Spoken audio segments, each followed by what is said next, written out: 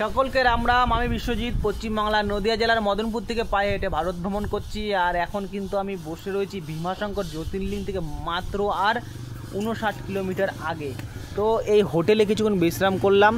তো বিশ্রাম নয় বন্ধুরা, সেটা হচ্ছে বৃষ্টি নেমেছিল, তাই আমরা এখানে কিছুক্ষণ দাঁড়ালাম আধ ঘন্টা মতো। তো এখনও কিন্তু পুরোপুরি বৃষ্টি কমেনি, ঝিরঝির করে পড়তেই আছে।